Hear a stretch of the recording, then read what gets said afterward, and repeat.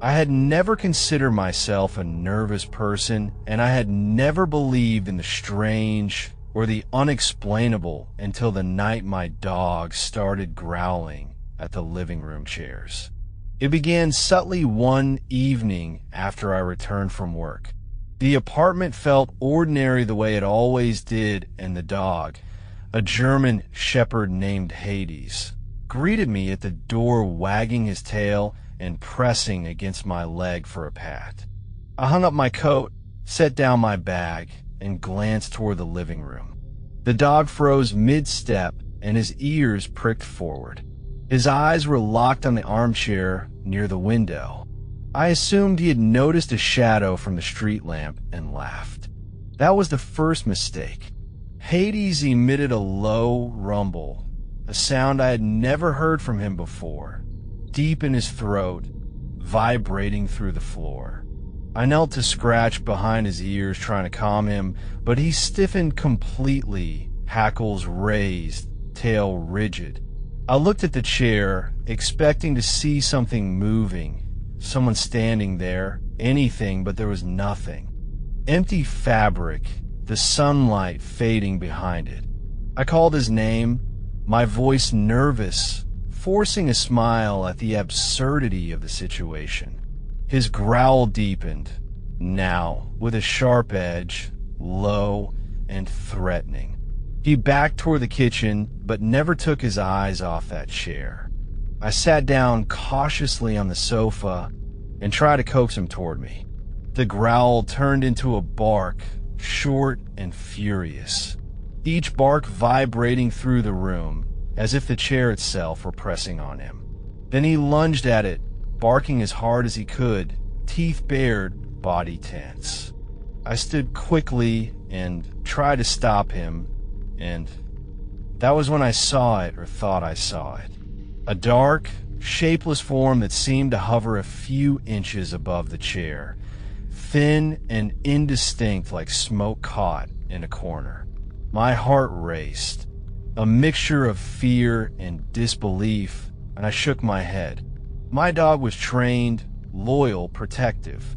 He never reacted like this unless there was a real intruder. But there was no intruder, only the empty chair and the oppressive weight of a presence I could feel but could not identify. The rest of the night, Hades refused to leave the chair. I moved the lamp closer to the corner to try and illuminate the space, try to walk around it, even drag the chair into the middle of the room. He followed it relentlessly, growling, barking, refusing to settle. I slept lightly, sitting on the couch with him pressed against my legs, eyes flicking constantly toward the chair, every shadow a potential threat. That first night ended without incident. No shape emerged fully, no hand reached from the air, only the oppressive tension of a presence and the dog's furious vigilance. In the days that followed, Hades continued to growl at chairs in the living room, in the kitchen, even in the hallway, chairs that were empty, chairs that had never been used, as if they were taunting him with their stillness. At first, I tried to rationalize it. He might have smelled something, seen a reflection, a trick of the light.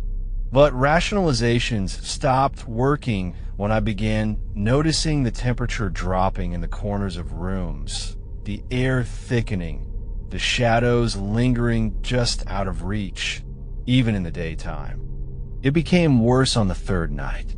I sat in the living room watching him as he circled the chairs, growling, barking, ears flattened, hair raised along his spine.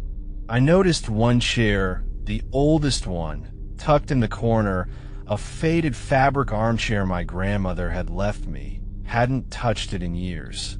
Hades stopped mid-growl and sat perfectly still, staring. I felt the weight of the room shift, almost like the air had thickened in front of the chair, drawing my attention toward it. For a brief moment, I thought I saw a hand, long and thin, resting gently on the armrest. I blinked and it was gone. That night, I slept in the bedroom with the door locked. Hades refused to follow me, staying by the living room chair.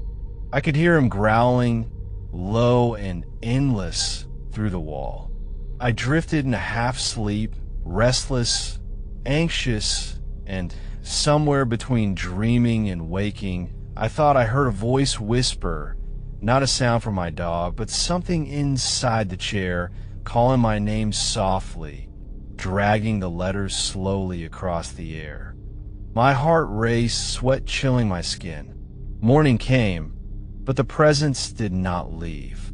Hades remained by the chair, staring at it, growling quietly now, a low, almost mournful vibration that seemed to echo in the apartment. I knew then that whatever it wasn't going away. Something had attached itself to the chair, or perhaps to the apartment, and it had decided to announce itself first through the dog. My rational mind screamed that it was impossible, absurd, but everything in the room, the air, the shadows, the dog's insistence, said otherwise. That night, I realized I wasn't just afraid of what the dog was growling at. I was afraid of what it was waiting for me to see. The first growl had been a warning, and I knew I hadn't heeded it. The second would be far worse. It started with the scratching. At first faint, almost delicate, like nails brushing against wood. I woke up to it one night, thinking it was the dog pacing in the hallway. But when I called out softly, the sound stopped. The silence pressed down so thick that I could hear my own heartbeat. Then it started again, the same dragging scrape. Only now it came from the living room, exactly where the old armchair stood. I didn't want to go out there. Every instinct screamed to stay inside the bedroom, but Hades barked once, a sharp, desperate bark, and that sound forced me to move. I opened the door slowly, and the faint glow from the streetlight outside spilled across the floor, illuminating the chair. Hades stood in front of it again, head lowered, teeth bare, every muscle trembling. His eyes glowed faintly in the half-light, fixed on the armrest. I saw the fabric twitch, just once, like something beneath it was trying to move. The scratch came again, softer this time, almost playful, as though testing my reaction. I froze, and then something cold brushed my ankle. I jumped back so hard I nearly tripped. Hades barked and lunged, teeth snapping at empty air.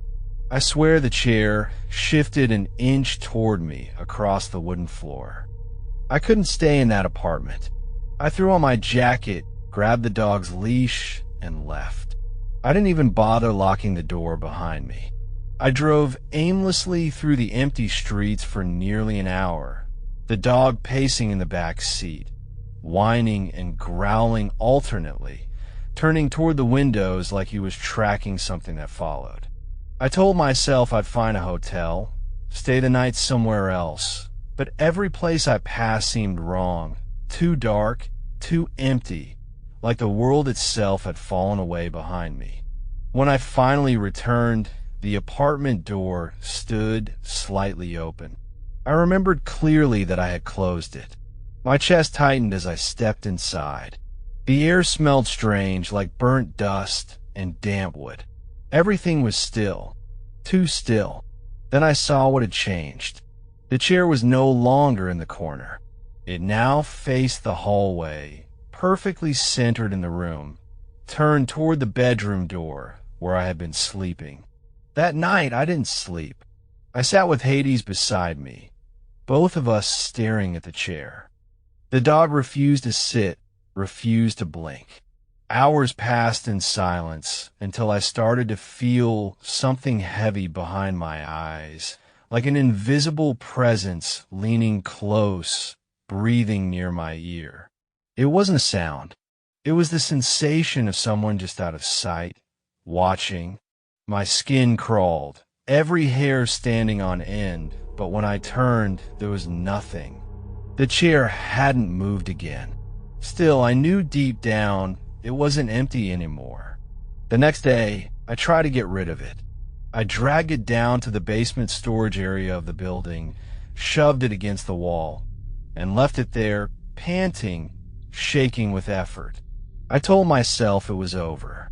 I cleaned the apartment, opened all the windows, tried to let sunlight erase the night before. For a few hours, I almost believed it had worked.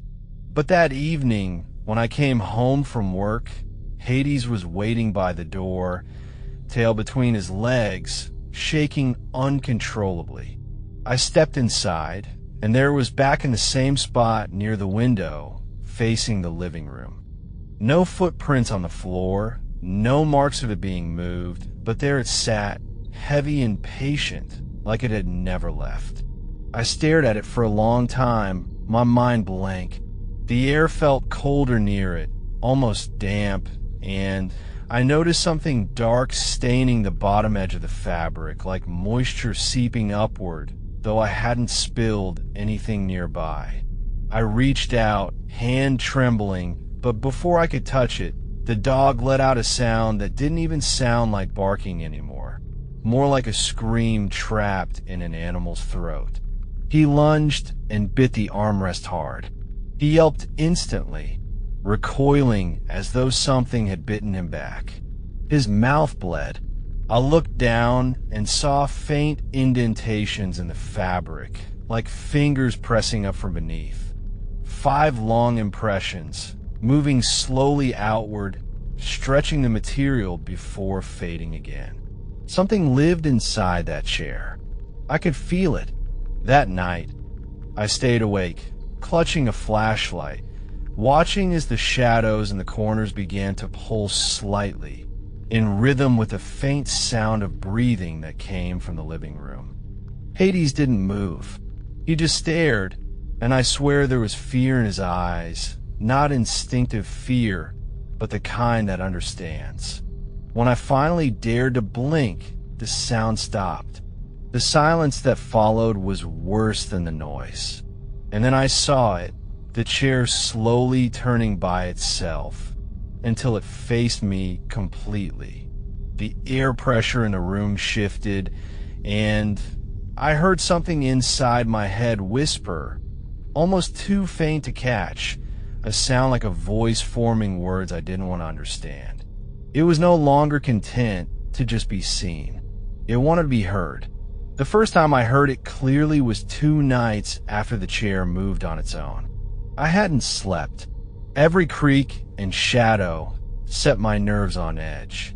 I tried to ignore it, to act as if the apartment was just an apartment again, but it wouldn't let me. Every few minutes, I'd catch faint whispers just under the sound of my breathing. Words too soft to make out, yet unmistakably human. I told myself I was imagining it, that the fear was finally twisting my mind. But then Hades began to respond. He'd lift his head suddenly, eyes fixed on the same corner where the chair stood, ears twitching. Sometimes he growled low in his throat. Other times he'd whine and press himself against my legs as if begging me to leave. That night, I was sitting on the couch pretending to read. The air grew thick and heavy, like the humidity before a storm. The lights dimmed, not flickered, just dimmed, as though something was pulling at the electricity itself. And then it came. A single whisper, sharp and clear enough to cut through everything. It said my name. I froze. The sound came from the chair's direction, not from within my mind, but from inside the fabric, like something speaking through layers of cloth. I tried to move, but my body felt pinned to the spot. Then it spoke again, only one word, stretched and broken like an echo, trying to remember itself. Cool me. The air in the room grew colder. Hades began barking at nothing, his fur bristling. I stumbled backward, knocking over a lamp. The bulb shattered, plunging the room into near darkness except for the street light bleeding through the curtains. I could still see the outline of the chair, motionless but alive, like it was breathing in rhythm with me. I ran to my bedroom and slammed the door, but the whisper followed. I could hear in the walls now, weaving through the pipes and plaster. Every time I thought it stopped, it would start again, soft, deliberate, closer. By the time I pressed my ear to the door, I realized it wasn't just one voice anymore. It was two. One was whispering my name, the other was laughing quietly, a dry sound like old paper being torn. That laugh didn't belong to anything living. The next morning, I tried to call my landlord to ask if the apartment had any history. She didn't answer. When I went downstairs, the building's office was empty. Papers scattered across the floor. The coffee in her mug was still wet, half drunk, but no one had been there for days, judging by the layer of dust on the counter. I asked around the neighboring buildings, and an old man who tended the nearby garden told me something strange. He said that before my landlord, the apartment had been empty for nearly a decade. The last tenant had disappeared without warning. The police found no sign of struggle, only her dog, starved, sitting in the corner of the living room, staring at an empty chair. My stomach turned cold. That night, I tried to sleep in the car. I parked near the street, kept the dog in the passenger seat, and locked the doors. I told myself I wouldn't look back at the windows of the apartment. But when the clock on my dashboard hit just past midnight, I saw something in the reflection of the windshield. The chair, not in the window, in the reflection itself, faint and distant, as though it stood somewhere just behind the car. I turned slowly. There was nothing there, only the sound of Hades growling at the rear window, teeth bared. Then came the knock, a soft, deliberate tap on the glass from outside. 3 slow knocks. I started the engine and drove without thinking, no direction, no plan. I stopped at a rest station an hour later, heart pounding, hands shaking so badly I could barely grip the steering wheel. The mirror above the sink in the restroom was fogged from humidity, but there was writing traced into it from the inside. It said, "Sit down." When I returned home the next morning, exhausted and desperate, I found the apartment door wide open. Inside, everything looked untouched except the chair. It was now centered in the living room, facing the main door, as though it had been waiting. Hades refused to step inside. He whimpered and pulled on the leash, staring at the empty seat. I didn't see anything at first, but as the light shifted through the blinds, I noticed faint handprints pressed into the fabric of the armrests, deep, indented, as if something invisible sat there for a very long time. The air smelled faintly of rot and old water. I thought I heard a heartbeat, not mine. That night, when I tried to record the sounds, my phone glitched. The playback was silent at first. Then a voice came through, distorted and wrong. It whispered my name again. Then, in perfect imitation of my own voice, it said, "Don't leave me." I threw the phone away and sat against the far wall until the morning light broke through the window. I knew now whatever had taken root in that chair wasn't content with being noticed. It wanted to be known. It wanted me to listen. The next few nights bled together in a haze of exhaustion and fear. I stopped trying to convince myself it wasn't real. Whatever was in that chair was aware of me. It had been aware from the start. The air in the apartment changed as soon as night fell. The smell of damp would turn into something sweeter and rotten, like decaying flowers. The walls seemed to pulse softly, as if the entire place was breathing in time with me. Hades barely slept anymore. He refused to leave my side, even when I went into the bathroom or the kitchen. Every time his eyes landed on the chair, he would growl deep in his throat, but never approach it again. The bite he had taken from the fabric had left a mark on him. The wound on his muzzle refused to heal. It looked burned instead of cut. I decided to stay with a friend across town. She agreed to let me stay a few days, though she didn't believe the full story. When I packed, I didn't touch the chair. I could feel it watching me somehow, a pressure in the back of my skull that grew heavier the closer I came to it. When I turned to leave, I saw something that made me stop cold. The fabric of the armrest bulged slightly, as though someone inside had shifted their weight. The skin on my neck prickled. I left without locking the door. At my friend's place, the first night was calm. No whispering, no movement, just silence. Hades finally relaxed and fell asleep. But sometime past midnight, he woke suddenly and began to growl again, soft at first, then louder.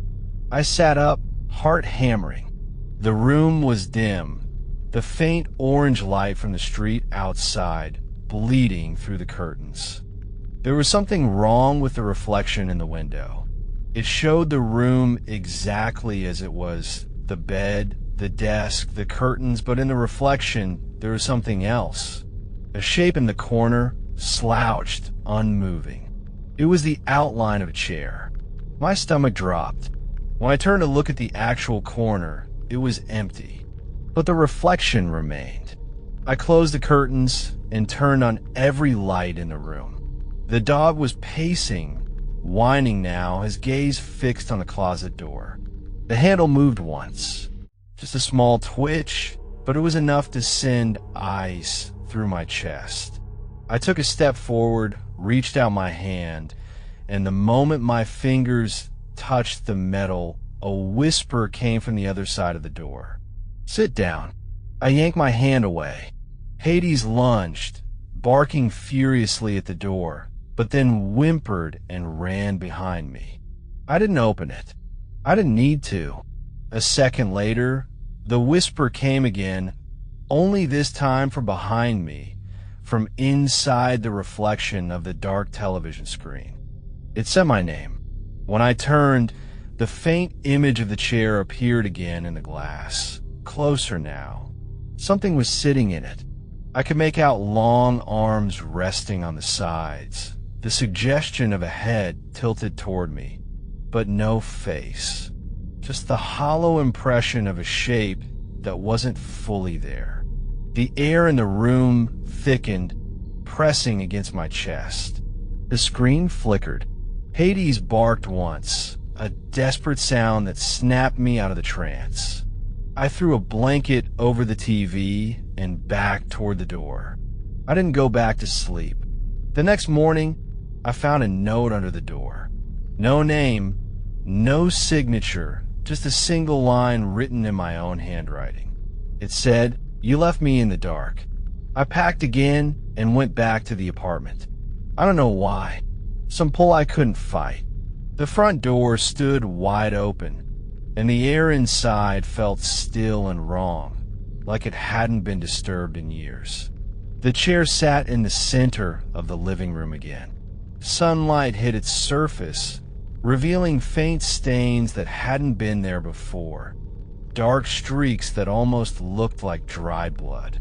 When I stepped closer, the smell hit me. Sweet, metallic, nauseating. I froze as the light shifted again.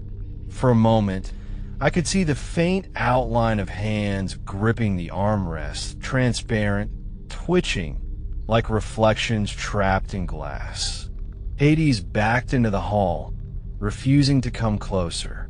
I wanted to leave again, but something in the air pressed against my skin, heavy, invisible, commanding. The whisper returned, clearer than ever, coming from everywhere at once. "Seat. Down." The room felt like it was bending, the air humming low. My knees went weak. I thought of the note. the voice the way it said my name. I knew now. It didn't want to hurt me. It wanted me to join. That night, I dragged the chair to the farthest corner of the apartment and threw a sheet over it. But the fabric moved on its own, rising and falling like a living thing breathing beneath the cover. I nailed the sheet to the wall and shut the door to that room. Still, I could hear it breathing. Even when I stood outside the apartment, down the hallway, I could hear it. It was waiting for me, and I knew one thing with a certainty that made my blood run cold. If I didn't sit down soon, it would come to find me instead. I stopped sleeping completely. I couldn't eat. Every time I closed my eyes, I saw the outline of that chair waiting in the dark room, breathing faintly beneath the nailed sheet. The sound of its slow inhale and exhale grew louder each night until it matched the rhythm of my own. Sometimes it would stop for a few seconds, and I would find myself holding my breath with it, as though my lungs were not my own anymore. I thought about leaving again. I thought about burning the entire building down. But something in me had changed. It wasn't just fear anymore. It was a pull, a thread that wound tighter the longer I tried to ignore it. It whispered when I stood near the window, when I brushed my teeth, even when I tried to speak to Hades. The voice had grown clearer now, soft and patient, like it knew it didn't have to rush.